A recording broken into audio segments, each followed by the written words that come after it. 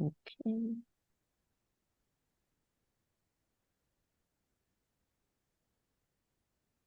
Bear with me a second, everybody.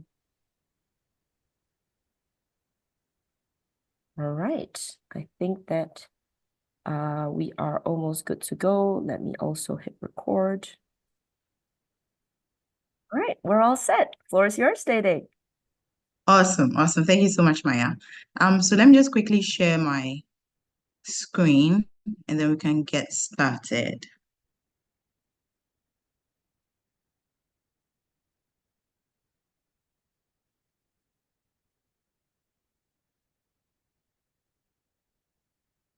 Okay, can you see my screen?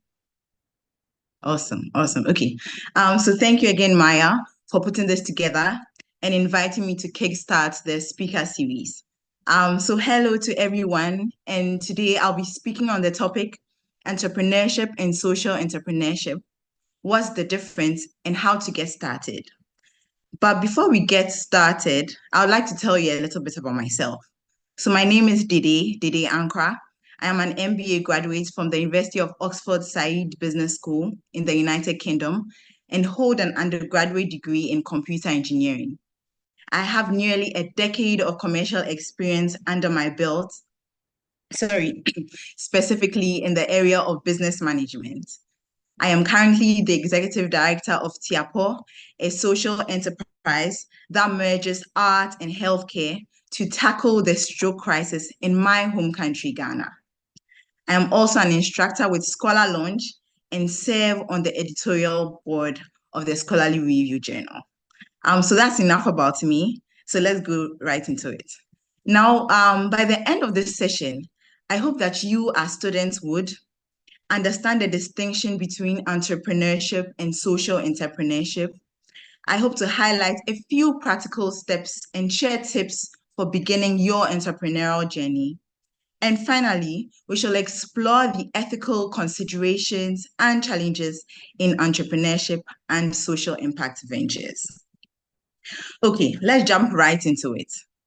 Now, in the most basic and simplest term, I would say that entrepreneurship is the art of turning ideas into action. Now, more formally, entrepreneurship is the process of creating, developing, and managing a business venture with the goal of making a profit. Now, typically, entrepreneurs identify opportunities, take risks, and innovate to bring their ideas to market. Now, I would say social entrepreneurship, on the other hand, is where business meets purpose. It is the pursuit of sustainable business ventures designed to address pressing social or environmental issues. So basically, it's not just about making a profit, but the focus here is on making a positive impact. Okay, so in an era where innovation reigns supreme, entrepreneurship and social entrepreneurship have become the heartbeat of economic growth and societal change. So let's explore why these concepts are not just buzzwords, but essential elements shaping our global landscape today. Now let's begin with the stats. Now, over the last decade, both traditional and social entrepreneurship have contributed over 65% growth in the job market worldwide. In the US alone, small businesses have generated two-thirds of all new jobs and fueled over 50% of the GDP. Now, I would like to share an excerpt from the book Better Capitalism by economist Litan and Shram, which focuses on the huge but often unrecognized importance of entrepreneurship to overall economic growth. It says, and I paraphrase, entrepreneurs spanning modern economic history have been the driving force behind revolutionary innovations like the airplane, railroad, automobile, and more. These transformative inventions not only reshaped consumer lifestyles, but also laid the foundation for substantial economic changes. So, to sum it all up, entrepreneurship incites innovation, and innovation in turn opens the doors to new markets, products, and technologies. Okay, now let's examine the difference between traditional entrepreneurship and social entrepreneurship by assessing their goals and impacts. It is important to recognize that the intricate distinctions between entrepreneurship and social entrepreneurship lies in their goals and impacts.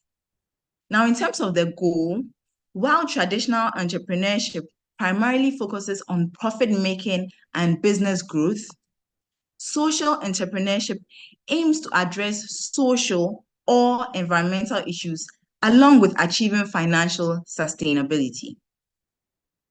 What more, in terms of the impact, traditional entrepreneurship makes a significant impact on the economy, which I have already addressed, through economic growth and job creation.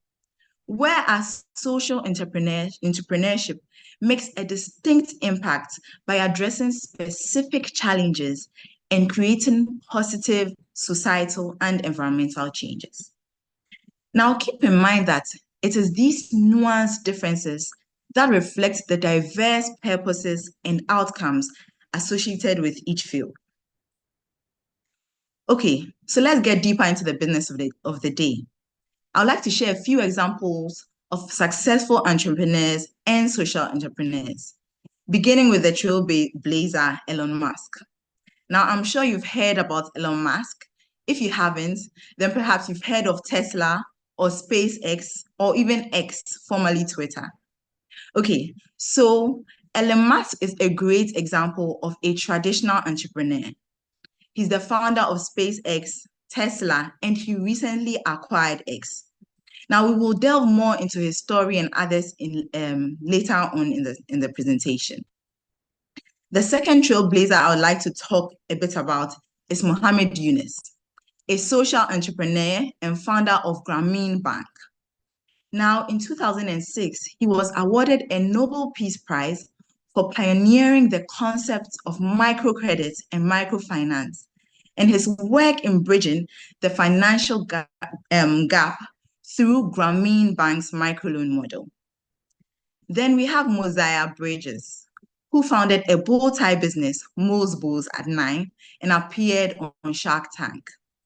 We also have Rachel Zietz, who identified a gap in the market for high-quality, affordable lacrosse equipment, and so founded Gladiator Lacrosse at just 13 years. Now let's look at a couple of students doing great things in the social entrepreneurship space. Now at 12, Shabon Baji founded Brago Labs, a low-cost Braille printer. So for those who may not know what a Braille printer does, it converts digital text into Braille on paper to assist the visually impaired to read.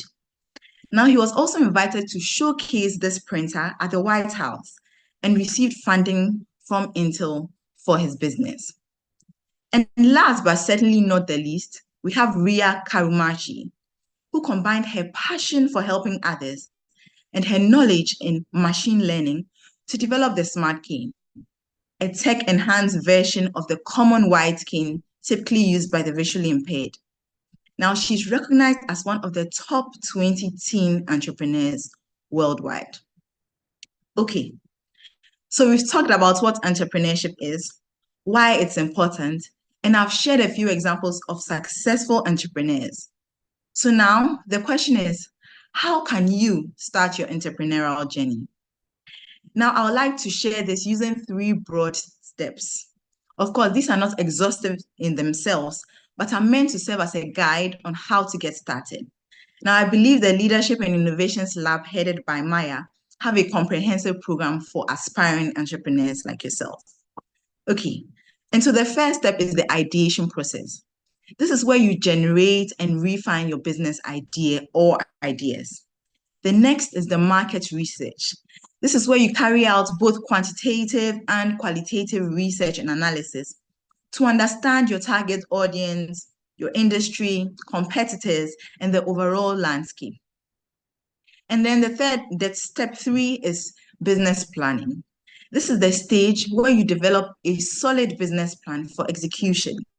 So this includes the marketing strategy, go-to-market plan, financial projections, things like that.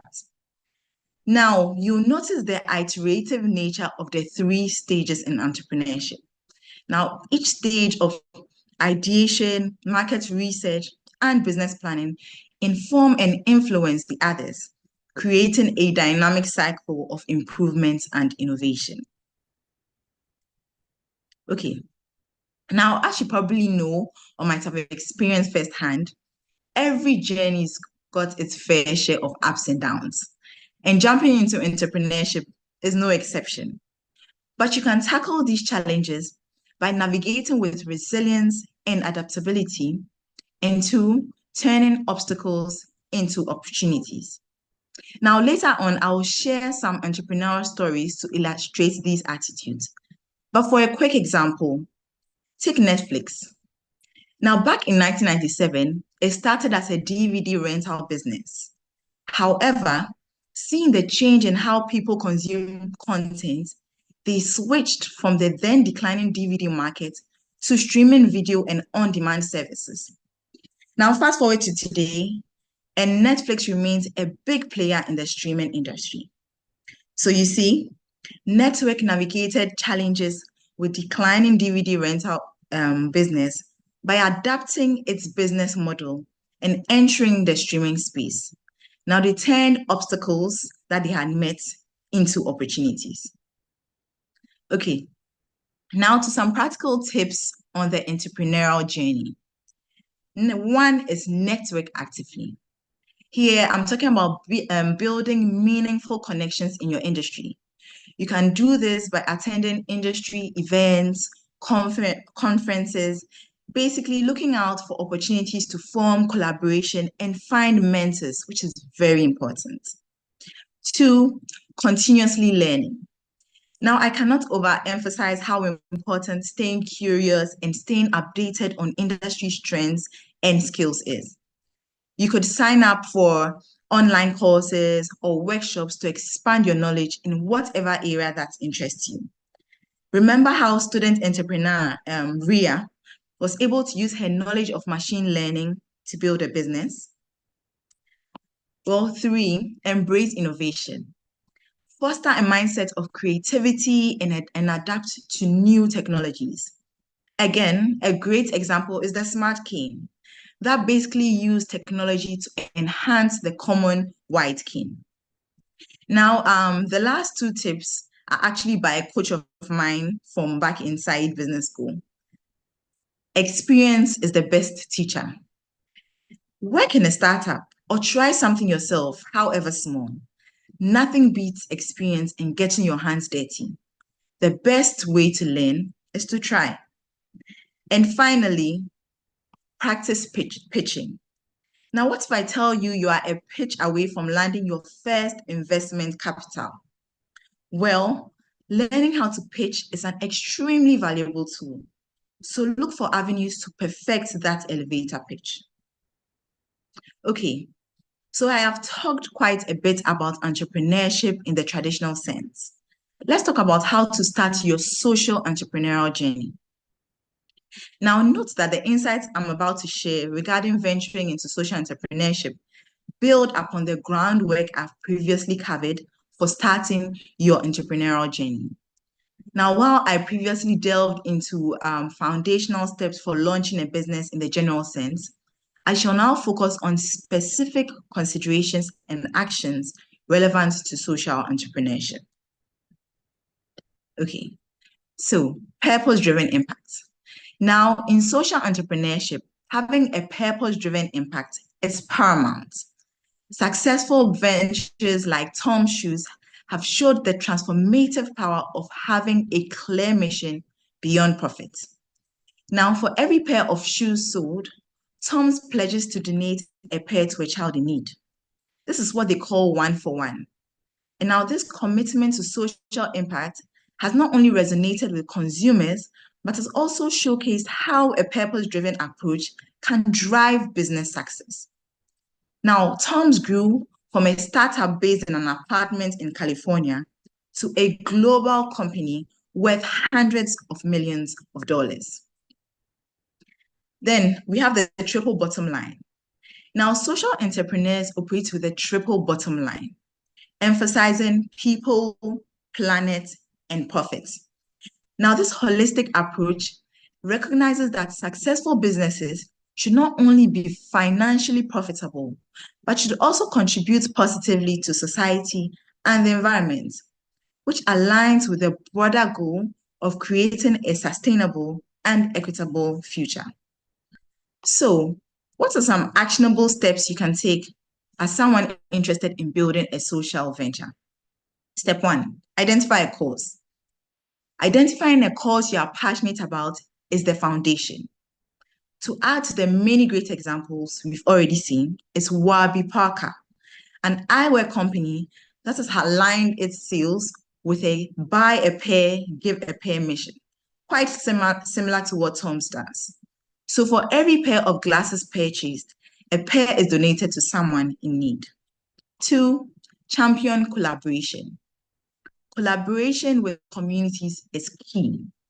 Now, Grameen Bank's microfinance model exemplifies how involving communities directly contributes to impactful social change. Now, if you remember, I touched a bit on Grameen Bank when I was talking about Mohammed Yunus, one of the biggest social entrepreneurs we have. And then three, harness tech for impactful change, also known as tech for good. So leveraging technology is crucial for social entrepreneurs. Now, an example is online lending platform called Kiva, which showcases how technology can connect global money lenders with entrepreneurs to create a meaningful impact. Okay. Now, let's go back to some entrepreneurs I introduced earlier. Let's examine their journeys, their story, challenges they met and overcame, and lessons learned. Now, when Elon Musk initially founded Tesla, the electric car industry was met with skepticism, with doubts about the viability of electric vehicles and the concerns about the company's ability to compete in the vehicle market. He even invested his own money into Tesla Motors, which led to some financial strain on him. Then SpaceX. Initial launches faced failures, intensifying skepticism about the feasibility of a private company succeeding in space exploration. Now, despite these challenges and doubts, Musk persisted, demonstrating a remarkable entrepreneurial spirit and determination to overcome obstacles. Now, SpaceX has achieved significant milestones, including successful crew missions and advancement in reusable rocket technology. And Tesla is a market leader in the electric vehicle industries. Now, the success of both Tesla and SpaceX is a testament to Elon Musk's resilience and long-term vision. The next profile I'd like to highlight is Mohammed Yunus. Now, inspired by the severe poverty in rural Bangladesh, he envisioned a system where small loans could empower individuals to create businesses and improve their economic conditions. Now, Yunus encountered skepticism from traditional banking institutions who doubted the feasibility and effectiveness of providing microloans to the poor. However, he didn't give up. He pioneered microcredit and microfinance, empowering individuals in poverty to access financial services. Now, his story reflects the transformative power of social entrepreneurship in addressing global challenges and promoting financial inclusion. Now, let's turn the spotlight on Mosiah Bridges. At the age of 9, Mosiah developed a passion for dressing well and wearing bow ties. Dissatisfied with the limited options available for young boys, he decided to create his own stylish and unique bow ties. Now, Mosiah faced challenges in the early stages of Mo's bows, particularly with sourcing material.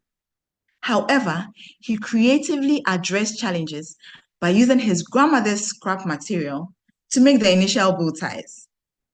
Now, despite challenges, Mosiah's commitment and creativity, and the ability to turn challenges into opportunities allowed him to build a brand that not only overcame hurdles, but still flourishes in the fashion industry today. And finally, we have Shabambaji.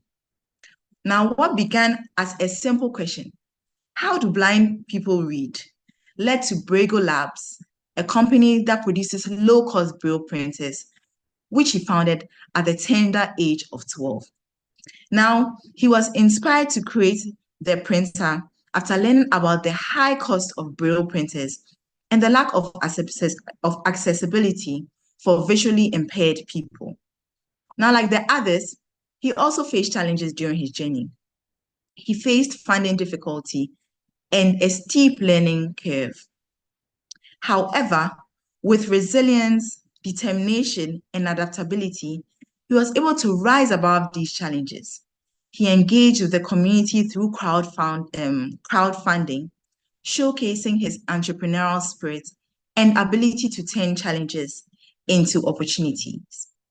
He's now one of the youngest entrepreneurs to secure venture capital funding, and his company has continued to grow and develop new products that help visually impaired individuals. Now, before I move to the next slide, just take a minute to think about how these amazing entrepreneurs took different paths, yet each story shows resilience, creative problem solving, and making an impact. Okay, now let's have a look at some challenges and nuances in the world of traditional and social entrepreneurship. Navigating the ethical maze. Now, making a decision in entrepreneurship often comes with ethical considerations, particularly in industries where there are societal and environmental impacts. And so, balancing profit motives and social responsibility can lead to dilemmas in these situations.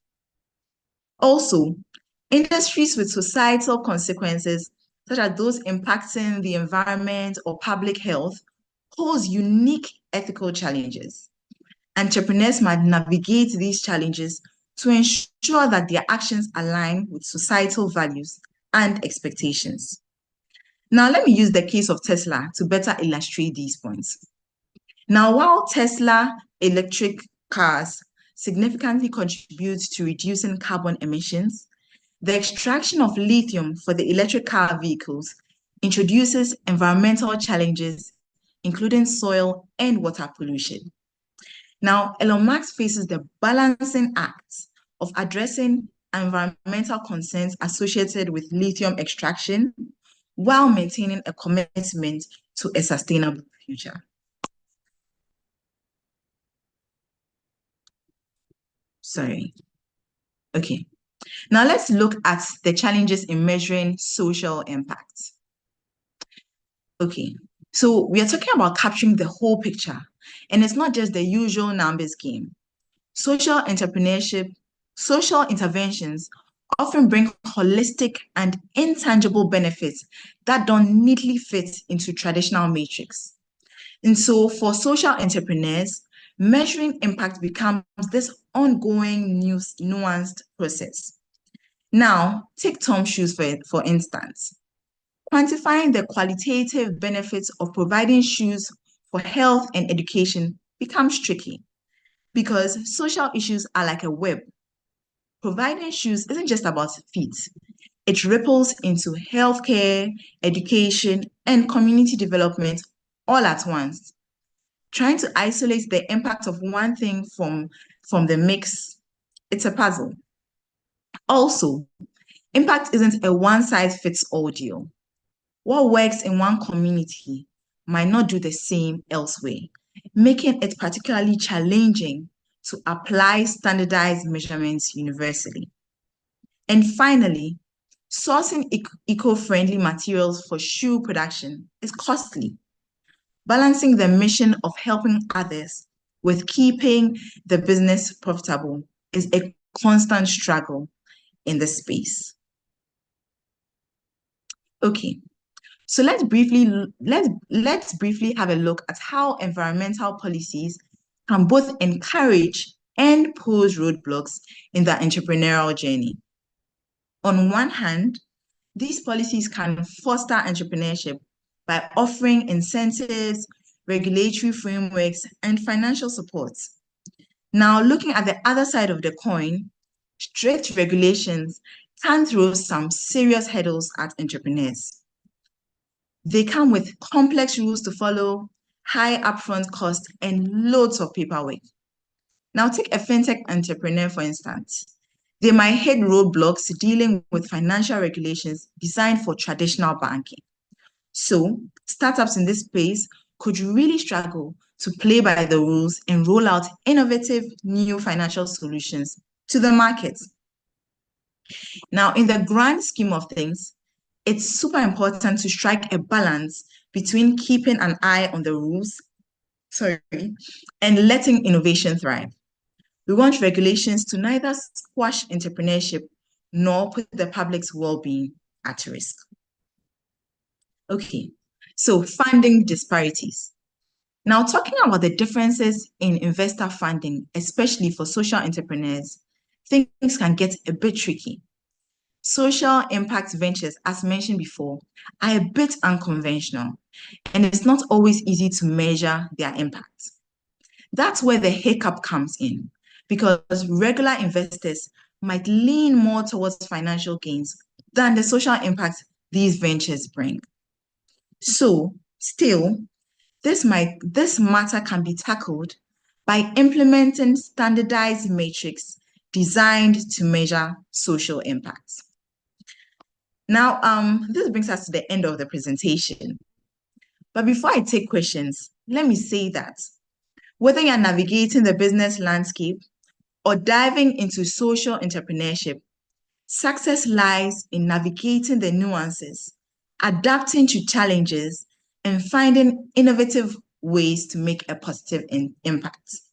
Now, armed with these insights, go out there and kickstart those entrepreneurial dreams. Feel free to ask any questions at this point.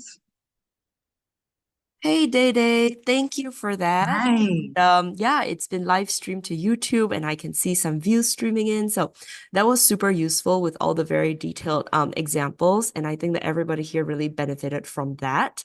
I Awesome. will now open the floor to questions. And I also actually have two that I've collected from students who couldn't be Awesome. here that I wanted to ask you. So anybody in the audience right now, speak now or forever hold your peace for questions. If not, I will swoop in. All right, let me see if I see any hands raised. Okay, I don't see any hands raised. So I will ask some questions that I have promised my students that I will ask you, Dede. Okay. Some hard-hitting questions, so brace yourself. All right, number one. Does this actually mean that social enterprises have to be even more profitable than regular enterprises since they have to make more money to also do good? So that's an interesting question. Very good question. Now, in terms of profits, let's use Tom's as an example, right? Mm. Now, in terms of the mission, it was created to serve as a business venture, but then to also provide some help in terms of children in need who can otherwise not afford shoes. Now, you notice that these kind of missions strike a chord with consumers. Consumers are now more inclined to support businesses that actually have a social mission backing it. And so in terms of profits, interestingly, once you delve into the social impact space, you'd realize that you're able to still make the kind of profit you need to reinvest in your mission goal, and still be able to hit to cover your books and ensure that the business is still operational. So in terms of profits, because the main focus here is on the mission, interestingly enough, you're able to end up making the kind of numbers that you're envisioning. So it's a dicey and interesting space, but very fulfilling. Okay. So And I think that we also see more and more, right? More and more companies like Yes, Macedonia or Tom's or the was it Warby Parker's, the glasses yes, company that you mentioned just exactly. now. So more and more companies are doing something like this. So I think that Yeah, this is probably also part of a larger what is that called? Paradigm shift. There we go. yeah. A larger paradigm shift where more and more people are thinking that, we should not probably only focus on profit. So for all of you out there wondering, do we actually have to raise ourselves to a higher standard? I actually think that Hmm. part of that is true, but part of it is that your work might also be gradually made easier by a change in the paradigm of how consumers think about expenditure and consumption. Precisely. Definitely being more and more green, for instance, is starting to be a real I wouldn't even say plus, it's kind of now a criteria nowadays, given Yeah, all the environmental reports that any kind of construction will have to go through, for instance. yeah, yeah. So that's Cool. a great question you posed. I actually have a question at the end, which is quite similar to what you just asked. Ah, okay, okay. Would it be okay if I asked you another question that Definitely. are from some of my students? Okay, I think this one is perhaps more applicable to kind of the daily bread and butter kind of questions that I get in the Leadership and Innovation Lab. So, and I quote, as a student, I feel that all of these big names are so far away from me. I feel like I have to recognize my own constraints and limits. I'm just a regular high school student. What advice do you have for, say, a very small scale social enterprise? How do you think I should do this? And more importantly, is it quote unquote enough to do something very small scale? Definitely. It's completely and very and yes, it is enough. Now, if you look at the examples that I shared, if you look at the student entrepreneurs that we've spoken about, it started with something very small. They identified a problem, they wanted to address this problem or solve the problem. And then from something small, it blew up to become this big, large scale company. Even Tom's actually started in an apartment in California. And it's now this multi-million dollar company. And so, yes, it's just about trying just the little steps, just trying something small. If you notice, even in terms of the tips I gave, I encourage students to try something. Just look at what you're passionate about and try and find a space where you can actually be a problem solver. That's all it takes. So the small steps. Okay, I fully agree with that, Dede. Thank you very much. Sometimes it's helpful to hear it from somebody else. So thank you very much for, uniting with me in that message and Yeah. building on what Dede said. I think that, Rome wasn't built in a day. Nothing is really built in a day. So if you kind of try and envision yourself jumping to that level within a week, a month, that's just not a realistic goal. All right. So start very small, set yourself piecemeal goals bit by bit. And part of also starting small is also think ultimately the question of who reaches the destination, if Mm. even is a destination, is also a question of who doesn't give up. So there's this question of grit that is another subject for another installment of the LIL Speaker series. Okay. That adds into any kind of entrepreneurial endeavor is the amount of the power of grit and the power of resilience. I think that's something that we will look to cover in future installments as well. Well, Awesome. for today, Actually, I yeah, actually have a question for yeah, the students. go ahead, go ahead. You can feel free to answer or just think about it. But then my question is, do you think that it is possible for businesses to be truly sustainable and profitable at the same time? Does Hmm. anyone want to go for it? Any takers for this question? If not, I will actually note it down and ask my questions in the classes that I run probably over the next 2 weeks. I don't see anyone right now, but if I will take a jab at that, to be honest, oh, there we go. We have Yoshi. Hey, Yoshi. Okay. Yoshi says Hi, that Yoshi. I don't think that it's possible for it to be both sustainable and profitable. You know what? I don't completely disagree with you, Yoshi. On my more pessimistic days, I also think that it's not possible. But then, varies, fluctuates. What do you say to that, Dede? Well, looking at the world today, I can understand why Yoshi would be coming from this place. However, I believe that sustainability or being a sustainable and profitable shouldn't be mutually exclusive because that's the future that we are trying to envision. And so I believe that the marriage of sustainability and profitability is not just a possibility. I believe that it's imperative for a brighter and more responsible future. Great. And just let me add one last thing on what Dede Yeah. said, everybody.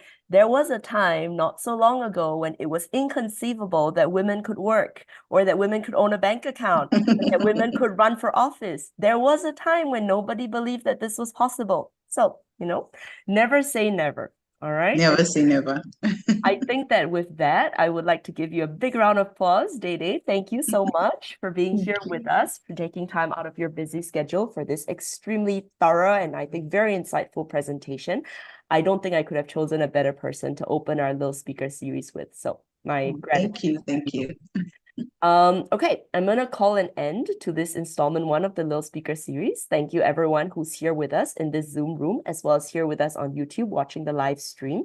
Please do join us again for installment 2. This is a quarterly speaker series, so the next one is gonna be in March. Everyone have a lovely holiday season. Merry Christmas, Happy New Year to you all. All right.